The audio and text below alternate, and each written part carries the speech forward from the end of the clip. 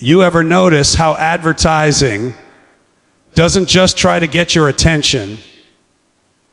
It tries to get inside your sense of worth, your sense of belonging, your sense of who you're supposed to be. And it doesn't knock politely.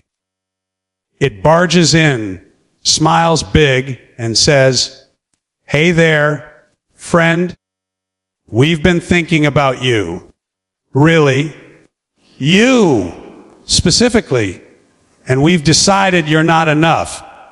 But lucky for you, we've got just the thing. It's wild, right? The way an entire industry has mastered the subtle art of storytelling, not to connect us, not to deepen our lives, but to steer us, redirect us, nudge us like cattle toward the thing they want us to want. And it works because the language has been polished to a shine. It's soft, comforting, full of promise, like someone cupping your chin and saying just the right thing to get you to ignore that they're also rummaging through your pockets. Advertising has figured out that people don't buy products. They buy feelings, solutions, moments of emotional relief. And once they discovered that, the floodgates opened. Now, every shampoo doesn't just clean hair. It makes you a goddess. Every coffee doesn't just wake you up. It helps you reclaim your power. Every mattress isn't about sleep. It's about transforming your entire identity, healing childhood wounds, and becoming the person, future you, will be proud of.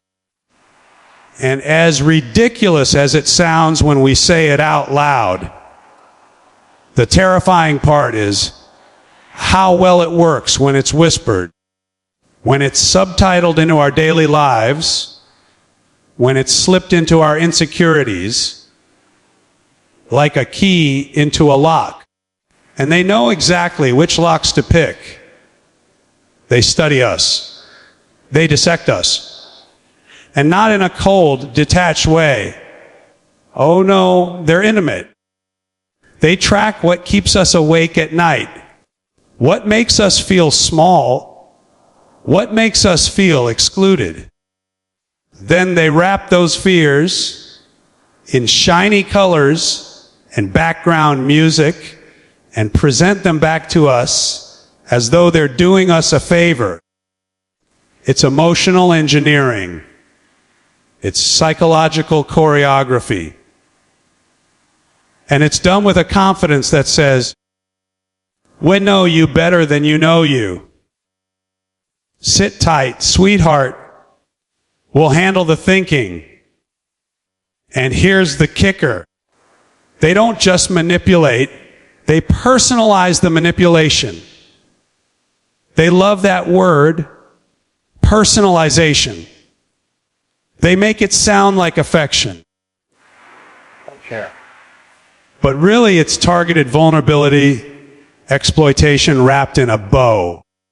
Every ad now feels like a handwritten note from someone who's been watching you a little too closely, saw you were struggling, thought you might like this.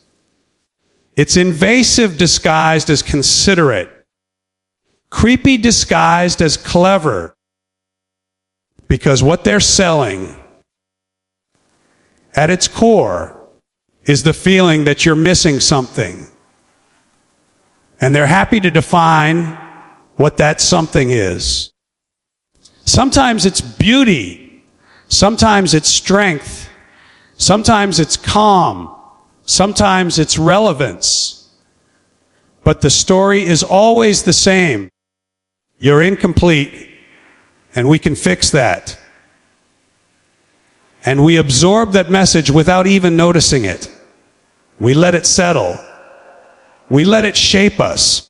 The worst part is how easily we mistake it for truth because the language is gentle, supportive, empowering. And when something sounds empowering enough, we let our guard down. We take it in. We let it rewrite our expectations of ourselves. It's not just manipulation. It's curated, refined, perfected manipulation. The kind that's so skillful you almost want to applaud it. And we should, honestly, because they've mastered something most people never learn, how to tap directly into emotion with precision and empathy, just with harmful intentions. They know the words that land. They know the phrases that soothe. They know how to get us to nod before we even realize we're nodding. They don't have to twist the truth. They just massage it until it becomes comfortable enough for us to adopt as our own. And it's not only about making us buy things. It's about making us buy into narratives. Stories that don't serve us, but absolutely serve them. Stories about what success looks like, what happiness looks like, what community looks like. Stories that take root and grow heavy in our chests. And once those stories settle, we don't just buy products, we buy roles. We buy identities. We buy molds someone else designed for us. And that right there is where the danger lies. Because when you shape someone's story, you shape their choices. And when you shape their choices, you shape their behavior. And when you shape their behavior, well, you shape their life. You shape their world. Advertising loves to pretend it's harmless.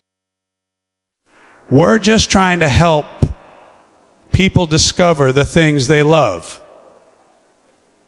But there's a big difference between discovery and direction, between offering and influencing, between informing and orchestrating.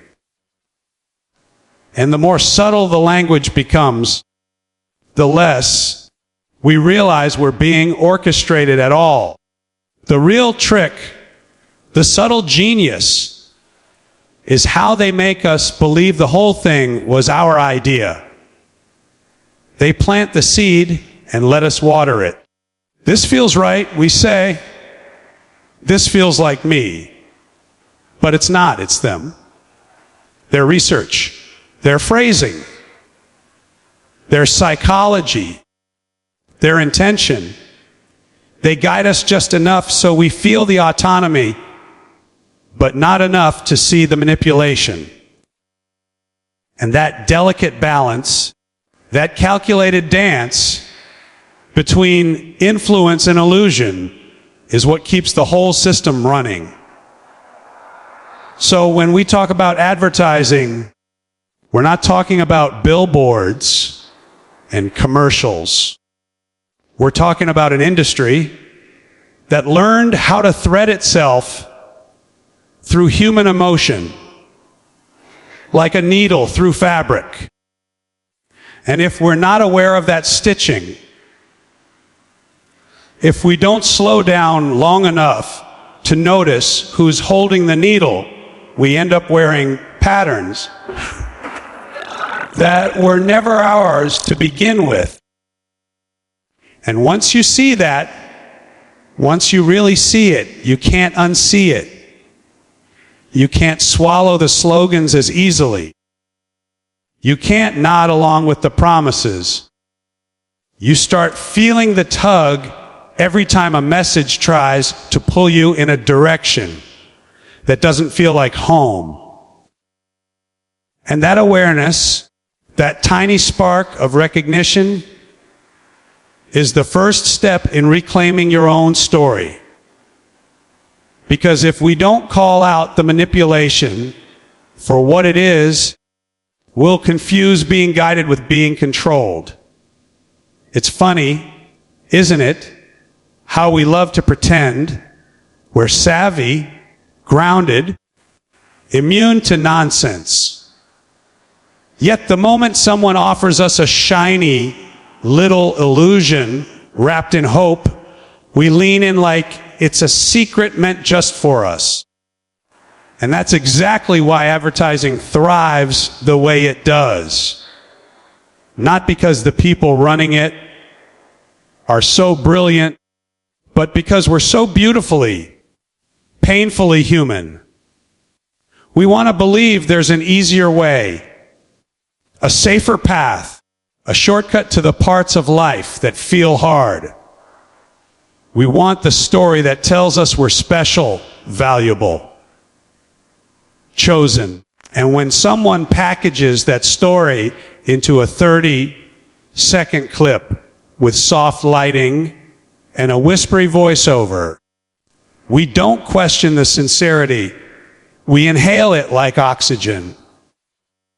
There's something deeply vulnerable in the way we latch onto promises, especially the ones that soothe the ache we try to hide from the world. The ache of not feeling enough.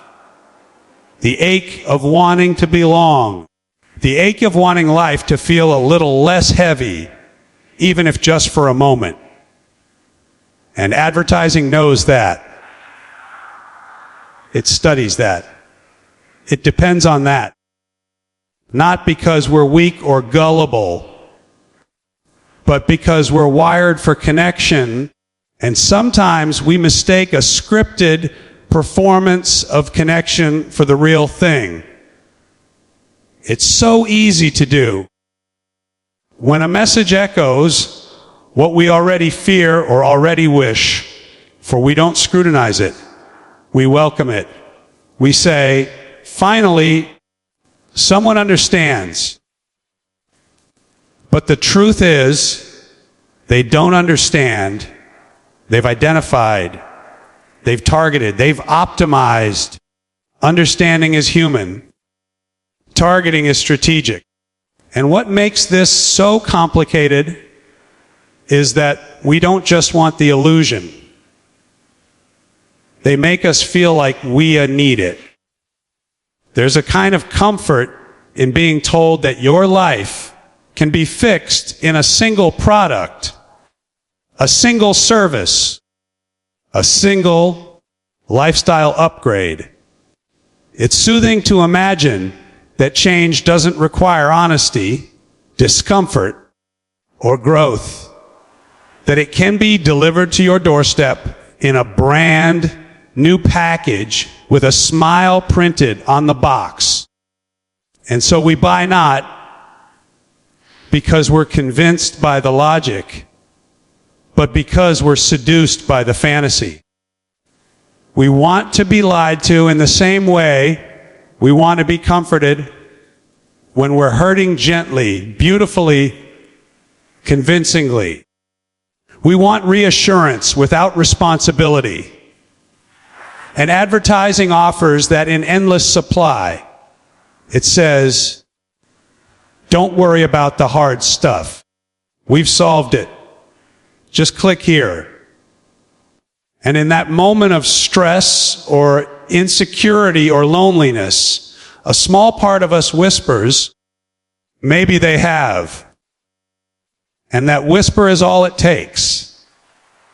Because once the lie feels familiar enough, we treat it like truth.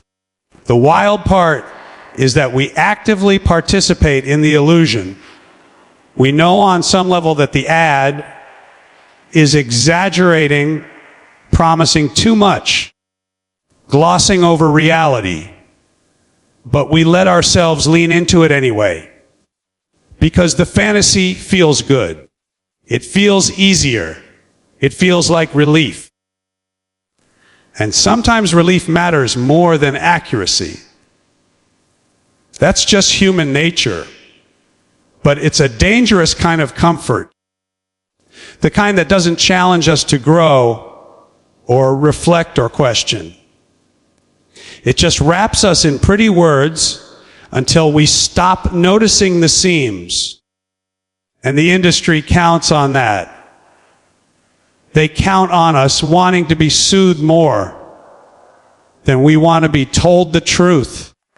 They count on our desire for belonging, validation, and hope to outweigh our skepticism. And so they create dreams tailored to our fears. They craft stories that sound like they're empowering us when what they're really doing is pacifying us. They make us feel like we're exercising choice while quietly steering us in the direction most profitable to them. But the most fascinating part, maybe the most unsettling, is that this relationship works both ways. They may be selling illusions, but we're buying them willingly. We don't just accept the fantasy, we seek it out. We crave it, we scroll for it, we save it, bookmark it, screenshot it. This is who I want to be, we say. Or, this makes me feel better about where I'm not yet. And once we align our identity with the illusion, we stop noticing how much of our self-worth is built on manufactured stories. It's like building a house on fog. Everything looks solid until you try to lean on it. And the more illusions we consume, the more disconnected we become from ourselves. We start shaping our goals around someone else's script. We start confusing aspiration with imitation. We start looking outward for cues about who we should be, instead of inward for clues about who we already are. And advertising loves this, because the less anchored you are in your own truth, the easier it is to sell you a new one. We've created a culture where the lie feels safer than the truth, where the illusion feels more achievable than authenticity, where being told what we want to hear feels more comforting than facing what we need to deal with. And this is exactly how the cycle sustains itself. They keep selling because we keep wanting. They keep promising because we keep hoping. They keep shaping the world because we keep letting them. But when you peel back the layers, when you get honest about the ways we participate in our own manipulation, something shifts, something opens, and it's not about blame, it's about awareness. Because awareness is what pulls us back into ourselves. Awareness is what gives us the power to say, I see what you're doing, and no thank you. Awareness is what breaks the spell. The truth is, people don't fall for illusions because they're foolish. They fall for illusions because they're hurting, because they're tired, because they're looking for a moment of hope in a world that often feels overwhelming. And the moment we recognize that, the illusion loses its grip. Because when you know what you're actually craving, you stop looking for it in places designed to profit from your longing. And the moment you stop craving the lie, the whole machine starts to lose its power. It's almost strange how quickly bullshit becomes normal when we're surrounded by it long enough. What begins as a catchy little slogan or a clever marketing twist eventually folds itself into our expectations, our language, our daily rhythm. And after a while, we stop seeing it as exaggerated, manipulative, or absurd. We see it as the way things just are. That's the quiet danger of repetition. You hear something enough times, you start to treat it like truth. And advertising has built an entire world on that principle.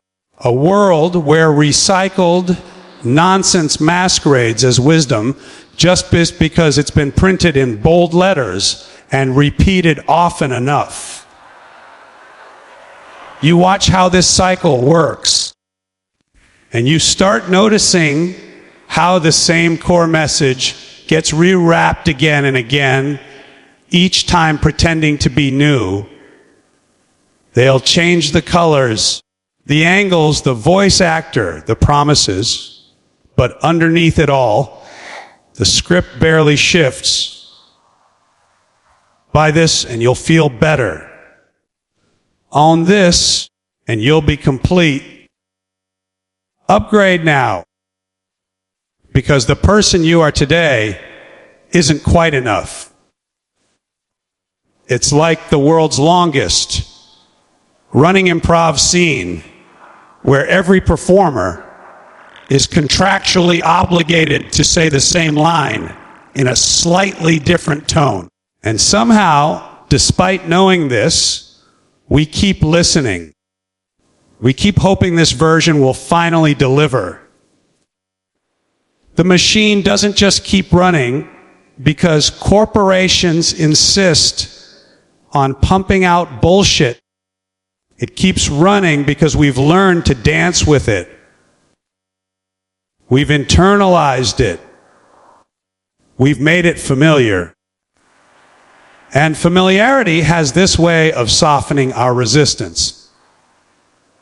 When a message shows up again and again, it stops feeling like manipulation and starts feeling like culture. And once it becomes culture, questioning it feels like swimming against a current that's always been there. That's the quiet brilliance and the quiet tragedy of how deeply advertising embeds itself in everyday life. You start to notice how even the language gets hijacked. Words that used to mean something simple, human, honest. Words like our authenticity, courage, of connection, are suddenly being used to sell sneakers or deodorant or a subscription service for something no one asked for. And the saddest part is that the overuse doesn't just dilute the meaning, it steals it. It turns powerful concepts into marketing tools until they lose the weight they once carried. And when the words lose their weight, the people who rely on those words to articulate their truth lose something too. And maybe that's the real cost of this cycle. The erosion of depth, the shrinking of complexity, the flattening of human experience into something that can be packaged and monetized. Because depth takes time, complexity takes energy, humanity takes presence, but bullshit is efficient. Bullshit is fast. Bullshit slides neatly into a template, prints easily, scales beautifully. The machine eats it up. And the more bullshit we consume, the more allergic we become to nuance. We start craving simplicity, certainty, and comfort, even when those things are offered at the expense of truth. That's why the machine keeps winning. Not because the bullshit is impressive, but because it's easy. And easy is seductive. Easy is addictive. Easy requires nothing of us, no honesty, no reflection, no discomfort. It gives us the illusion of clarity without the effort of understanding. But the problem with easy is that it doesn't build anything real. It doesn't strengthen us, challenge us, or deepen us. It just keeps us distracted enough to stay compliant. And distraction is the fuel. If advertising can keep us looking outward toward the next thing we should want, the next thing we should fix, the next thing we should buy, then we never have to sit with the parts of ourselves that feel tender or unresolved. Distraction feels like a relief from introspection, but it's not relief. It's avoidance. And avoidance compounds over time until we're left wondering why our lives feel hollow, even when we're surrounded by things. What's even more striking is how the cycle feeds itself through fear. Not dramatic fear, subtle fear. The fear of falling behind. The fear of being overlooked. The fear of being ordinary in a world that keeps telling us we're supposed to be exceptional. So advertising nurtures those fears just enough to keep us restless, but not so much that we walk away from the system entirely. It's a carefully calibrated tension. Stay insecure just enough to keep buying. Stay hopeful just enough to keep believing. And we respond to that fear because we're human. We want belonging. We want meaning. We want to feel like we're living lives that matter. And when the world doesn't slow down long enough to let us figure out what that truly means, we cling to whatever makes us feel less untethered. Even if it's an illusion, even if it's bullshit dressed in a pretty font. But here's the thing. Cycles only stay powerful when we stop paying attention. The moment you step back, even slightly, you see how thin the whole structure really is. You notice how every promise sounds just like the last one. You notice how quickly the inspiration fades once the purchase is made. You notice how little of it touches anything real in your life.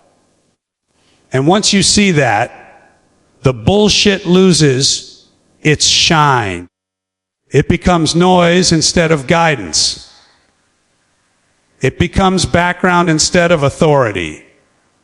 The machine doesn't crumble because we attack it. It crumbles because we stop feeding it with our unquestioned belief. And the moment you stop relying on external voices to define your value, the whole system starts to look small. Suddenly, the loudest messages in the world lose volume when you turn up the volume of your own truth. And when your truth gets louder, the bullshit gets quieter. Because at the end of the day, the cycle only survives if we keep mistaking noise for direction.